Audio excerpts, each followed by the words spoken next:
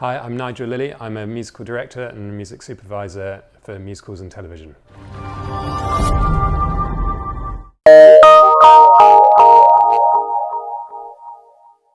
My top tip for auditioning is quite an old-fashioned one. There's been so much focus on acting through song in auditions, and rightly so. But actually for me, alongside that, I'm obsessed with pitch and intonation. And I'd ask you to learn your songs very slowly and record yourselves learning your songs so you can make sure you're absolutely in tune. If you've been sent material from the show to prepare, double check the attachments on the email. If you're in any doubt about what you're meant to be learning or what line you're meant to be learning, contact your agent or the casting director. It's a very common thing for us not to be able to push someone forward into a recall situation because they're not quite on top of the material.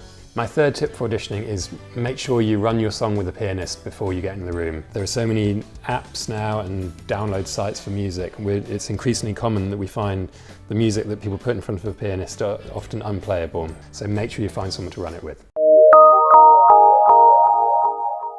When you're starting out your course, you might be experimenting with different sounds in your voice that you're not used to making, and in that case, trust your teacher and go with it because you'll improve quickly.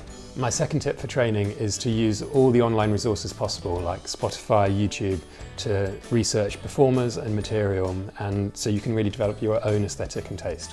My third tip for training is really not to put too much pressure on yourself to be a finished product at the end of the course. I often find that people don't really process all the information we throw at them until maybe a year after or 5 years after. I think it's a very intense training period and it takes a long time for that information to filter through.